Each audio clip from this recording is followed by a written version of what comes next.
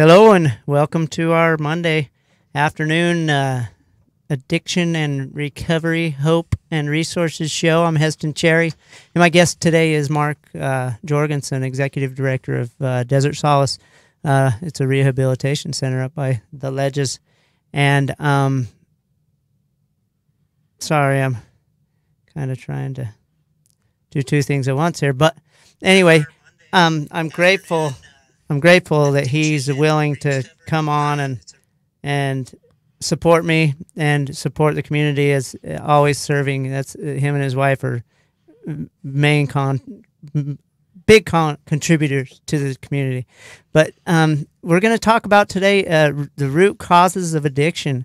And I'm going to turn the time over to Mark, and he's going to roll with it. And I might not even talk once, but I might. Okay, we'll see. Yeah. So, Mark, take it away. Thanks, Heston. Good to be on with you.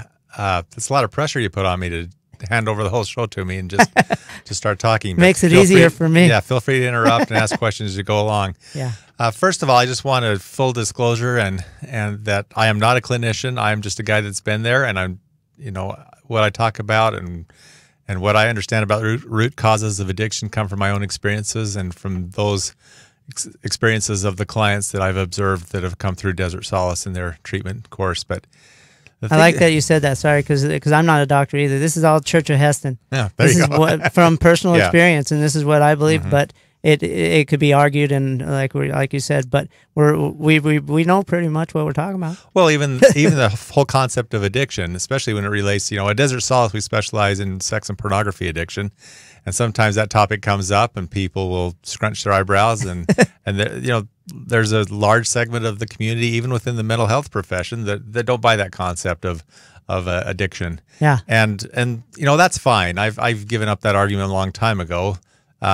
Yes, there's not, I guess maybe as addiction is defined as a chemical dependence or something that your body will not survive a sudden withdrawal from, sure. But the fact is that the pleasure centers of the brain are hit just as hard, and and it's progressive. Absolutely. It starts with maybe a little bit of easy, little simple stuff, and then all of a sudden they're pretty deep.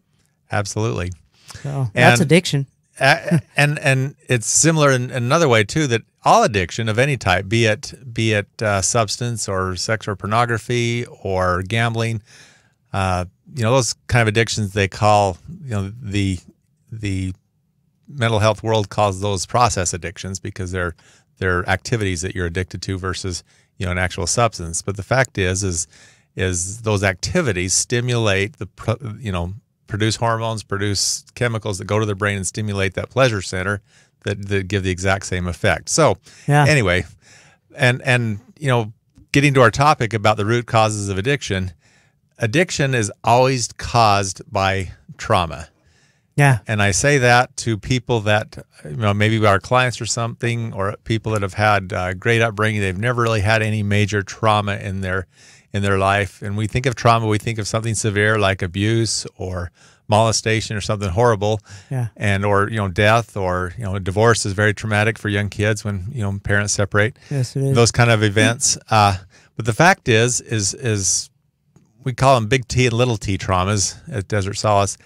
And the little T traumas are just those daily events that happen to us that we make up stories about. And I use the line, that trauma, it could be severe abuse or molestation, or it could be your dad not coming to your baseball game. Yeah. And we life happens to us, and we make up stories about what life means. And we've all been children, we all know children, we've all seen children. And when you're around a child, a toddler, a little baby or something, they don't know all these things that we think we know about ourselves. They don't know if they're rich or poor. They don't know if they're good looking or ugly. They just exist. Or if they're black or white or brown. They don't have a clue. They just exist in the moment. Yeah. And if they think that you're fat, they're going to tell you you're fat. They don't have those filters. They're honest. They just say it like it is. They're very curious. Mm-hmm. And, let's give an example of a little child. Let's say he's, just barely learned to walk and he's toddling around the kitchen with his mom, and his mom's cooking cooking dinner, and he looks over at the counter, and on top of that counter is this big, pretty, bright, shiny, coily thing that he thinks, wow, that's pretty. And he's being a curious youngster. He wants to go over and touch that. I see where you're getting. Bright, shiny, coily thing. And of course, what does mom do? Mom reacts and you know, and says you're going to burn your hand. And raises her voice a little bit maybe, and maybe swats his hand away, or maybe swats him on the butt and says, hey, stay away from that. Don't you dare touch that. And all he knows is that something pretty that he wanted to touch. He doesn't get that. And all he knows now is that his mom is mad. Yeah. And his mom is not has got a different energy about her that in reaction to this little child. So he starts to develop fear and starts to develop to kind of hold back a little bit and say, well, maybe I don't exhibit that curiosity that I might otherwise, or maybe he's with mom and grandma and he looks over at grandma and tells grandma she's fat, and mom freaks out. He says, don't you dare talk to your grandma like that, and starts scolding him, and says, well, she's fat. And I just observed that, and I just stated that. And so, well, maybe honesty isn't a good thing to have. And so this happens to all of us. We start to lose our natural, our natural spontaneity and living in the moment. We start to form this first wall. And this is maybe a little bit different. This is a presentation I do a lot at Desert Solace, and I draw it on the blackboard. But I'll draw a stick figure of a little child, and then I'll put a wall around that child. The first wall is of fear, where we start to develop fears, and those fears form our beliefs. And from those experiences that we have, we start to form beliefs about the world, about ourselves, and about what the proper way to behave is. And we form a belief that that being honest will make mom angry, so I'm not going to be honest anymore. And it happens to all of us. I'll give a personal example. I was 6 years old, and I loved to sing. I just loved to sing. I don't even remember when I was 6. Yeah, that's the drug part, I think. Well, but it's amazing. I was 6 years old, and I remember this like it was yesterday, because now, does the child know if it's a good singer or not? No. He just belts it out. He doesn't care. And so I'm a 6-year-old, and we're doing this school program. It's a patriotic program, and we're singing. And we learned the program, we learned the songs, we learned the national anthem, and we learned this little secret about the national anthem, that we get to stand up when we sing it, and we're going to teach all the other kids something, and we were all excited about that. And there's 3 first grade classes, and we all gathered together in a common area, and we're singing this. We're all sitting on the floor, and we're singing these patriotic songs, and I'm just throwing my head back and belting it out because I love to sing. I'm having the time of my life. Well, my teacher has a different interpretation of what I'm doing there, and she thinks, I don't know what she thought. She thought I was mocking the program, or not being serious, or being a little whatever. Rambunctious. Rambunctious. Little so-and-so. And the next thing I know is the teacher's got me by the ear and is marching me back to my desk. That's back in the days when you could grab a child by the ear in school. And so she's marching me back to my desk and plops me down and says, you stay there and don't you say another word. So I sit there and pout and watch all the other kids sing the rest of the songs and stand up for the national anthem, and I missed out on that experience. And it's just amazing. I'm 54 now. This is 48 years ago, and I remember it like it's yesterday. And all that happened is all that happened is I got pulled out of the program. And you didn't know you were doing anything wrong. And I know, but the events that happened to it, all that happened to me is I got pulled out of the program. Objectively, that's all that happened. Is I got pulled out of the program. But from that experience, I formed beliefs. I formed a belief that I couldn't sing. That was the main one. And I quit singing. To this day, I just kind of sing very softly or lip sync in church. I read them. I just read them because I don't like my voice either. and nobody does. But that's kind of an example of how common this is to all of us, because so many of us have formed a belief we can't sing, and so we don't. And I believed that that I was bad boy. I mean, basically, I was a bad kid. Yeah. Whatever variation of that I made up, and those kind of experiences happen to all of us as we grow up. Another experience that happened to me that I share often is when I turned 16. It was time to date, and I had this girl I really liked. She was really cute, and I wanted to invite her to a concert. And REO Speedwagon was playing at the Salt Palace, and I'm real excited that I had 2 tickets. And anyway, I invited her to the concert, And she said, "Oh, you know what? I'm already going." Oh, And rejection. and so I learned about rejection. Yeah. And so I had this experience, and that hurt.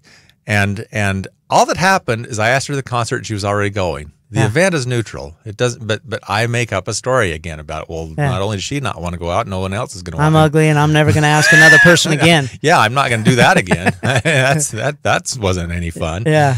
And so it you know, and so from these beliefs that we form about ourselves and about the world, we form our third wall of protection. That is a wall of behaviors, and our behaviors are often sometimes they're just bravado and false confidence and macho-ness, and that a lot of guys do, or it might be looking good and and dressing to impress, or anything. Yeah. It's just the wall we show the world of what we want the world to see, to hide these beliefs and fears And that are underneath that. So that outward shell that we show the world is what's hiding those beliefs and fears that all of us experience and all of us notice. And one of those behaviors is addiction, because we have those fears, we have those beliefs, and we experience that rejection or frustration or pain or anger or whatever negative emotion that we don't want to experience and we don't like to experience. It's uncomfortable, and so we self-medicate. Yeah, okay, I don't want to feel that. I'm going to do something. We discover drugs or alcohol, so that I don't have to feel. Right. I don't want to feel like that. It feels horrible. Right. And in a case like, I'm in my case, I had discovered earlier, prior to this experience with this concert, I had discovered pornographic magazines, and I thought at the time, I said, I know a place where I can see beautiful, smiling women, and they're not going to reject me. Yeah, good point. They're just gonna be there for me, and as whatever I think is what it is. And I can make whatever story, and as a bonus, they're not wearing clothes. Yeah. And so of course that's not a real relationship. That's a false relationship, and that's all that emptiness that addiction brings. And real connection and real relationships take risk, and we have to be willing to risk that rejection. And so that's where self-destructive behaviors like addiction come from. Is from those fears and beliefs that underlie the behavior that you see. And I remember the first time I disclosed to my wife that this was something I struggled with, and she had great advice for me. Could you guess what that was? Just stop it. Just stop. Just don't do that. And I thought, oh, great idea. Yeah, Why didn't I think of that? 20 years ago. Wow, I never thought of that. Well, of course I had, and and you tried probably. And I tried, and every addict has tried to quit on his own. And don't feel good. And addicts don't come to recovery until they recognize that, hey, I can't do this on my own. There's something more going on here. And the thing about addiction is that if they stop the behavior. For example, if someone comes to Desert Solace and participates in a 90-day treatment program, and they're in a controlled environment, they don't have access to the internet, they're with someone all the time, it's very structured, they're not going to have access to pornography, they're not going to be able to act out sexually. Right. But if that's all they do is just stop the behavior, they'll go out and they'll go right back to it. Or they'll go to something else because the underlying pain is still there. You got to understand why you went there. You can't just quit. Yeah. What is it that I'm experiencing? What is it I'm trying to medicate? What is it I'm trying to numb out? And until a person is willing to look at that and address that, and most importantly, experience that. Okay, I'm experiencing pain. I'm experiencing rejection. Okay. The only way out of that pain is through it, and is to have the experience. And the way we get out of it is we stop judging it. We're just making up our own stuff. Quit making up the stories. What happened? Oh, okay, I got turned down. Something happened to me. Well, yes and no, but yeah, or go to the next one. But that's often what we do too. Is let's go to the next one. We're still in that unconscious phase where we're not really noticing what happens in our life. We're still living unconsciously, and we're not noticing what's going on. So the road to recovery involves we having those experiences and saying, or even past experiences. What happened? Well, I was molested. I'm just saying Example. I'm very grateful that is not part of my history and part of my trauma, but it is for a lot of people. Mm-hmm. And all that happened is someone did horrible things to you. That's all that happened. It has nothing to do with you. Where your pain comes from is from the stories you make up about that, and it's natural. I mean, it's not. We don't fault people that victims of abuse and molestation for having those, because they're horrific and very awful things that have happened.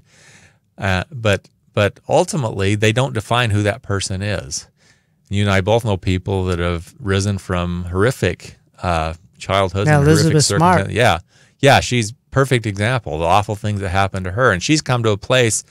I've heard her speak, and she's come to a place where she recognizes that that's just something that happened to her. That does not define who she is, and a lot of people in this world have not come to that realization, that recognition. It's hard, and they're just they don't know. They don't know we don't know what we don't know.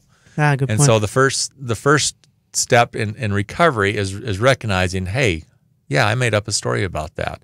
And all that and back to me personally, all that happened is I got turned down for the concert. That's all that happened. It said nothing about me. It said nothing about even her and what her real motivations were. She might have wanted to go to the next dance with you. Yeah, and as a side note, we actually did go out a couple times. Right. We remain friends to this day. But until I was willing to look at the events that have happened, and we all have a list a mile long of those type of experiences we have, and we always make up stories about them, and just everyday events. I mean, somebody cuts us off in traffic. What does that mean? Yeah. Well, okay, we make up a story about that guy. What a rotten SOB he is, and I let him have it for my car, and all I'm doing is about giving myself a heart attack. Yeah. And that guy doesn't even know I'm mad. That guy's running your life, and you don't even know it. Yeah. But what happened in that case? He's human and made an error or something. But what happened? Well, I reacted. But what happened? Well, yeah, he cut me off. Yeah. All that happened is you were cut off in traffic. Yeah. He could have not even known he'd done it. He maybe didn't even see you. Yeah. And you freak out and start yelling and honking, and he just goes on his way, and maybe he's got his radio up loud and he doesn't even hear you honking. Yeah, he doesn't know. And he's on his way, and he's totally in control of your life and doesn't even know it. Right. Isn't that twisted? Oh, it's awful. But I've done work, and I'm getting better at it, Mark. I am almost serenity driving down that road at all times, but sometimes I do lose it. But we all do that. Yeah. We all do that. Why are we giving them the power to make us upset?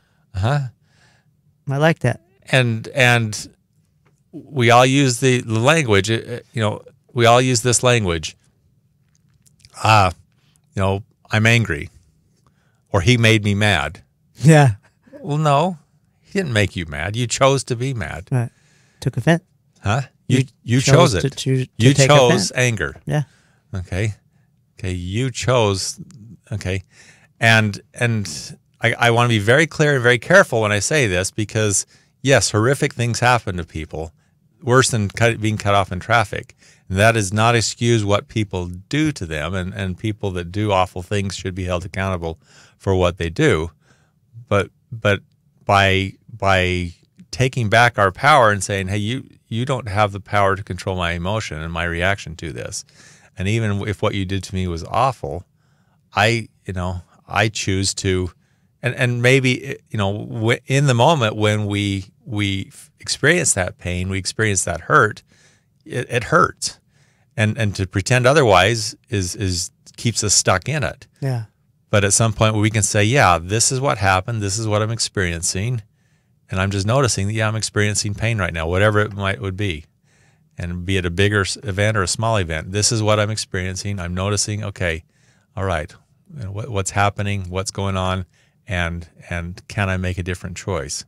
What is it I'm committed to experiencing in life? And what is it that I want out of life? How do you slow down and think of that before you react? Well, and that's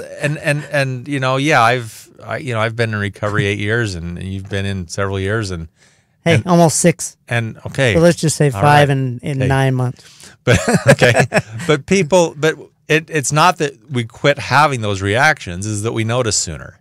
Yeah, we just notice sooner. And I'm still a work in Good progress. point. I don't have this mastered. I still have practice and patience. Practice and patience. But what I am better at doing now is noticing that, look at that. Look what I'm experiencing. Look what is happening to me now. And saying, and that's something I chose. And that's something I'm experiencing. That guy, I'm not going to give that person the power to do that, to run my emotions. Right. And I'm going to own that, and I'm going to be responsible and accountable, and choose something different. There's 50 million people out there that can make me happy, and I'm letting this one guy make me mad. Exactly. So the way we react and the language we use around the events of our life are very crucial. I don't. This is something something Church of Mark. Well, this is something that gets me sideways with a lot of people in the addiction recovery world. I cringe when I go to meetings and someone says, I am an addict. I know, I do it on purpose because I love to see you cringe. You and your wife both. I love it. I do it on purpose. You know this about us, okay? To me, to that affirmation, to tell your subconscious, I am an addict, is no, you're not an addict. That's not who you are. Yeah. Now, I understand the reason behind it. I understand, AA is about recognizing I have a acknowledging disease that this is something beyond my ability to handle, and I need a higher power to get me through this. But I prefer the expression I've experienced addiction. Yeah. I've experienced addiction. I use this one a lot. I'm a recovering addict. Yeah, I'm a recovering drug and alcohol addict. Yes. Because I'm a work in progress. Yeah, and yes, we are a work in progress, and we still need to do the work. We still have human frailties and foibles, and we get to recognize those and deal with them on a daily basis. But I just believe the language is powerful, and to send that, to say I am angry is to give away our power. Is to say, you made me angry is to give away our power to the person that we think made us angry. No, we chose anger. Yeah. Something happened to us. Someone did something. And it becomes a habit. Yeah, it does. It's hard to break. Right. But to say I am an addict, or I am. You know what the funny ones are? Is the ones that tell me I'm Puerto Rican. That's why. Or whatever race they are. Well, there's That's identity. why I'm the way I am. Yeah, we could do a whole Italian. Several hours on identity politics that are so prevalent in the world now. But to say anything about ourselves, I'm fat, I'm stupid, and how many people say that? Oh, I'm such an idiot. I'm an idiot. I'd say it all the time. Yeah. Well, oh, you idiot. Okay, no, you did something that didn't work. Yeah. So make a different choice. Okay. And I just think our subconsciouses are very powerful, and they pick up those messages those affirmations we feed them about I'm stupid, I'm I love that. I'm an addict.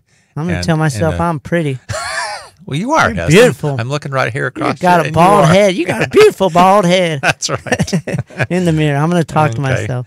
And so recovery and getting healthy is about peeling. It's not about denying what's happened to us, and it's about letting go of the stories about them. It's about peeling back those layers of behavior and belief and fear, and reconnecting with, it's kind of new agey, hippy dippy inner child is that expression. But in essence, that's what we do. And we want to connect with that person that we all were at one time, that's spontaneous and just loves others and innocent and curious. Thinks the best of no matter what. And lives in this moment and doesn't worry about what people think, and doesn't and just what other people think of me is none of my business. Exactly. And the only moment we have is right now. And so many people, especially addicts, live in the regret of the past and fear of the future. The only moment we have is right now. Good point. And that's where we exist, and that's the only moment we can live in. One day at a time. Yep. Hey, I've heard that somewhere. Yeah, I've heard that somewhere too. Yeah. Mark, I'm grateful that you came on. You got anything to finish with? I could go on all day, but I know we're short on time. But I appreciate you having me. We're short on time, but you know what? I asked Mark just yesterday if he'd come on the show. I had someone cancel, and he was willing to just say, he didn't even question. Yeah, I'll come on. I'll help you. and that's what addicts in recovery do, is they just, yeah, if I can help, no problem. I'm there. The ones that are really working themselves. So I'm grateful that you come on. Tell Jerry Grateful to be hi. here. Will do. And I'm Heston Cherry, and I'm an addict. Oh No. All right. We'll talk to y'all next Monday.